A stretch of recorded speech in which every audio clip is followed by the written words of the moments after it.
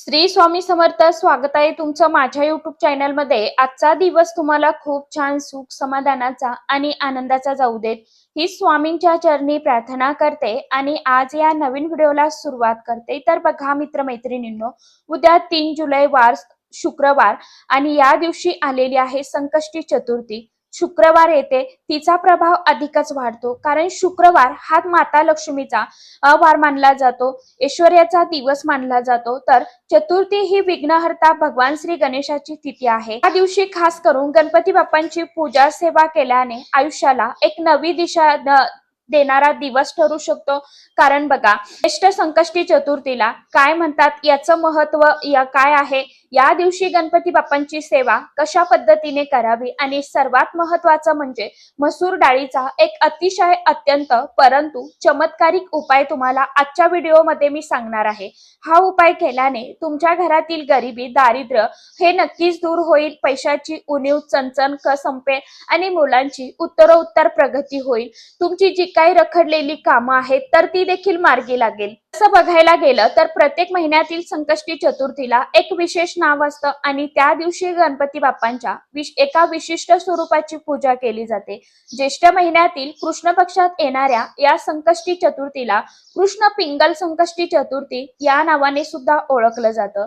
त्याचबरोबर या दिवशी भगवान श्री गणेशाच्या कृष्ण पिंगल स्वरूपाची पूजा आणि महागणपती पीठाची पूजा केली जाते. या चतुर्थीचं महत्व सांगताना पुराणात म्हटलं आहे की स्वतः भगवान श्रीकृष्णाने युधिष्ठिराला या संकष्टी चतुर्थीचं महत्व सांगितलेलं आहे.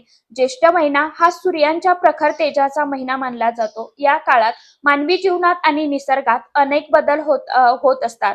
आपल्या कुंडलीतील नकारात्मकता, मानसिक ताण तणाव आणि जीवनातील मोठी संकटे दूर करण्यासाठी ही कृष्ण पिंगल संकष्टी चतुर्थी अतिशय अत्यंत शीघ्र फलदायी मानली जाते. जो भक्त या दिवशी पूर्ण श्रद्धेने व्रत उपवास करतो किंवा गणपती बाप्पांची मनापासून सेवा करतो, त्याच्या पाठीवरती त्या व्यक्तीवरचा संकटाचा डोंगर गणपती बाप्पा हे नक्कीच दूर करतात. म्हणूनच याला संकष्टी म्हणजे संकट दूर करणारी चतुर्थी म्हणतात. आता बघूया की आपल्याला कोणत्या मसूर डाळीचा उपाय कशा पद्धतीने करायचा आहे, कोणत्या वेळेमध्ये करायचा आहे, याविषयीची संपूर्ण माहिती आजच्या या नवीन व्हिडिओमध्ये मी तुमच्या बरोबर शेअर करणार आहे.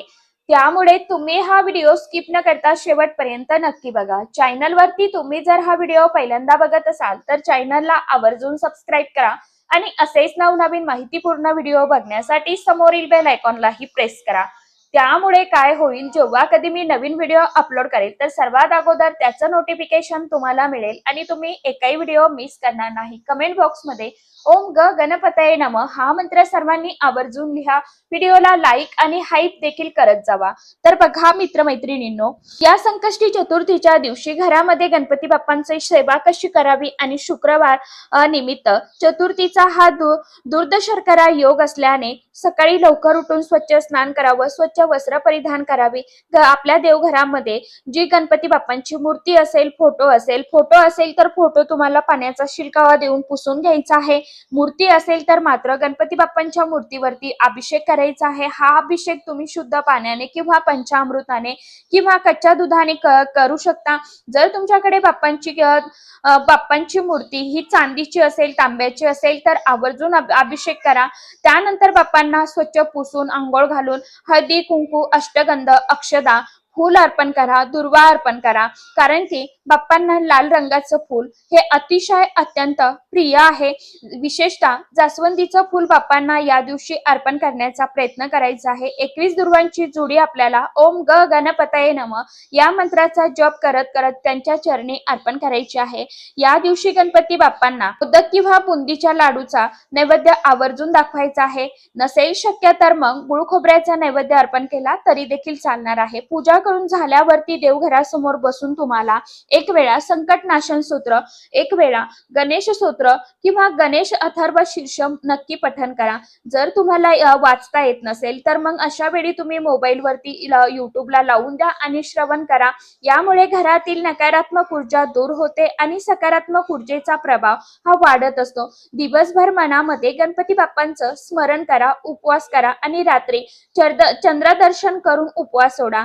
बघा, त्याची आपण आतुरतेने वाट बघतो ना.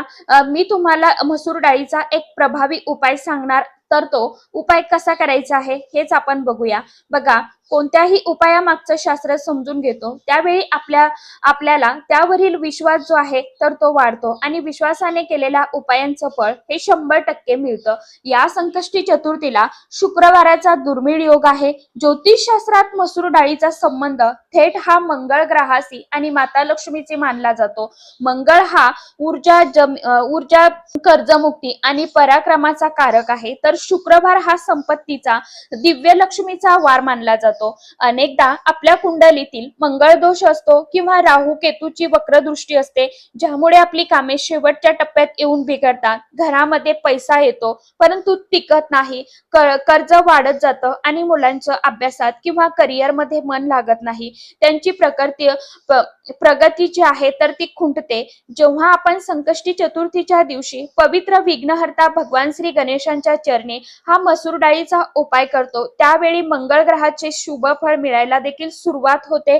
बाप्पा आपल्या मार्गातील सर्व अडचणी दूर करतात आणि माता लक्ष्मीच्या आशीर्वादाने आपल्या घरामध्ये पैसा येण्याची मार्ग जे आहेत तर ते देखील खुले होतात.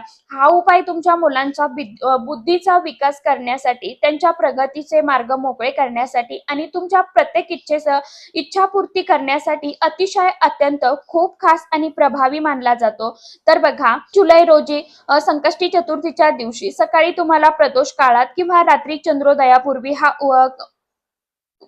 उपाय करायचा आहे. यासाठी तुम्हाला एक वाटी अखंड अख्खी मसूर डाळ घ्यायची आहे, जी लाल रंगाची असते. यासोबतच एक स्वच्छ लाल रंगाचं सुती कापड तुम्हाला घ्यायचं आहे. 1 रुपयाचं एक नाणं, लेकूर बाळ हळकून जे आहे तर ते देखील घ्यायचं आहे. सर्वात आधी आपल्याला आपल्या घरातील देवपूजा जी आहे तर ती करून घ्यायची. बाप्पांच्या मूर्ती समोर आपल्याला तुपाचा दिवा लावून घ्यायचा आणि त्या लाल कपडा जो आपण घेतलेला आहे तर तो अंथरून घ्यायचा. त्या लाल कपड्यावरती मसूर डाळ ठेवायची, 1 रुपयाचं नाणं ठेवायचं, लेकूर बाळ हळकुंड आपण जे घेतलेलं आहे तर ते ठेवायचं, एक लाल सुपारी आपल्याला ठेवायची आणि हातात थोडं पाणी घेऊन आपल्या मुलांचं नाव आणि गोत्र आपल्याला बोलायचं आहे. आता गोत्र तुम्हाला माहित नसेल तर काश्यप या शब्दाचा तुम्ही उच्चार करू शकता. यानंतर तुमच्या प्रगतीसाठी किंवा तुमच्या मनात जी काही इच्छा असेल, जसं की व्यवसायात यश, कर्जमुक्ती किंवा धनप्राप्ती, जी इच्छा असेल ती बाप्पांसमोर तुम्हाला व्यक्त करायची आहे आणि ते पाणी एका प्लेटमध्ये जमिनीवरती सोडायचं आहे. त्या लाल कपड्याची चौकोनी घडी करून त्याला एक गाठ मारा आणि त्याची एक छोटीशी पुरचुंडी पोटली जी आहे ना तर ती तयार करा. ही पोटली बाप्पांच्या चरणाशी ठेवा. यानंतर ओम गणपतये नमः या मंत्राचा 108 वेळा मनोमन जप करा. पूजा करून झाल्यावरती ही मसूर डाळीची पोटली रात्रभर बाप्पांच्या चरणाशी तशीच राहून देत. दुसऱ्या दिवशी सकाळी म्हणजे शनिवारी स्नान करून ही पोटली तिथून तुम्हाला उचलायची आणि जर हा उपाय तुम्ही मुलांच्या प्रगतीसाठी केलेला असेल ना तर पोटली मुलांच्या अभ्यासाच्या खोलीत किंवा कपाटात ठेवावी. जर तुम्ही हा उपाय पैशासाठी किंवा तुमचा छोटा मोठा व्यवसाय असेल त्यासाठी केला असेल तर पोटली तुमच्या तिजोरीत किंवा दुकानाचा आपला जो गल्ला असतो ना तर त्यामध्ये ठेवू शकता. या उपायांचा दुसरा एक सोपा प्रकार म्हणजे जर तुमच्यावरती खूप कर्ज असेल तर या संकष्टी चतुर्थीला 1.25 किलो मसूर डाळ एका लाल कपड्यात बांधून ती एखाद्या गरजू व्यक्तीला दान करा किंवा गणपती बाप्पांच्या पायरीवरती ठेवून या.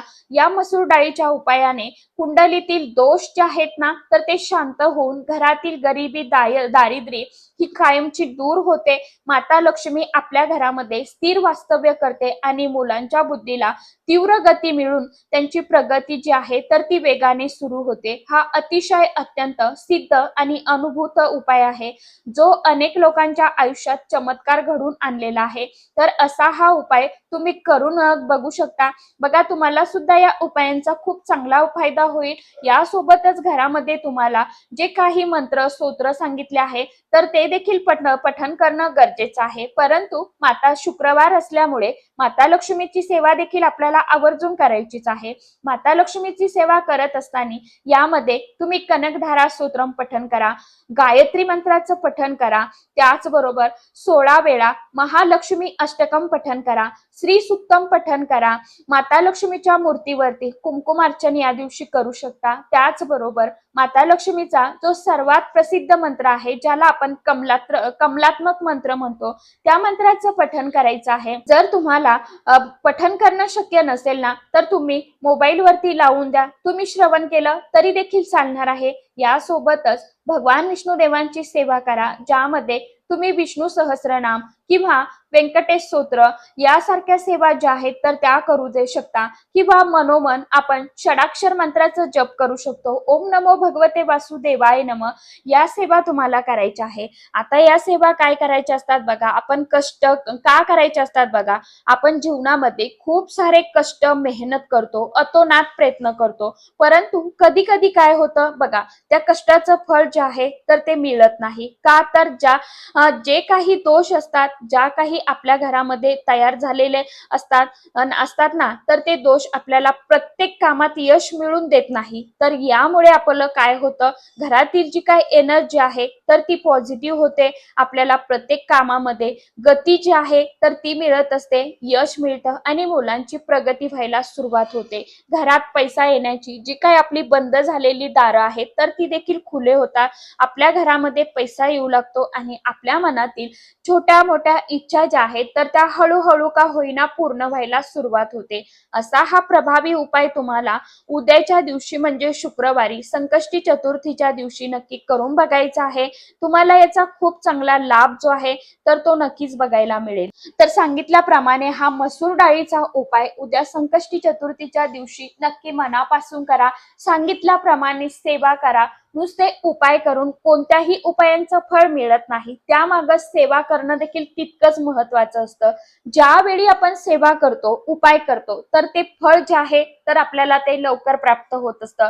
आपण नुसतं सेवा केली किंवा सेवा केली तर एक वेळ तुम्हाला फळ जे आहे तर ते मिळू शकतं, परंतु नुसता उपाय करून तुम्हाला फळ कधीच मिळणार नाही. कारण की आपण म्हणतो ना, दवा आणि दुवा ह्या दोन्हीही जीवनामध्ये लागत असतात. म्हणून तुम्हाला नेहमीच सेवा करत उपाय करत असताना त्याबरोबर ज्या काही सेवा असतात तर त्या देखील करायच्या आहे. मान्य आहे, धावपळीचं जीवन आहे, सर्वांनाच सेवा बसून करणं शक्य नाहीये, परंतु तुम्ही किमान मोबाईल वरती लावून द्या आणि श्रवण करा.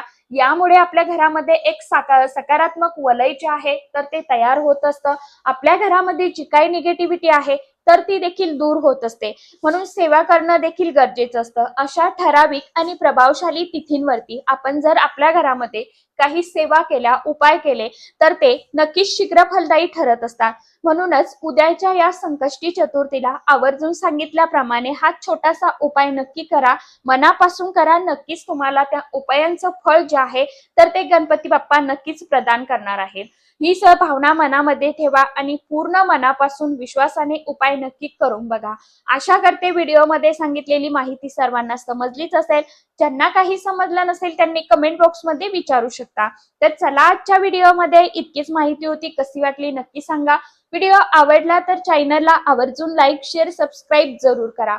परत भेटूया नवीन माहिती सोबत, नवीन व्हिडिओसोबत. तोपर्यंत सर्व माझ्या युट्यूब परिवाराला श्री स्वामी समर्थ.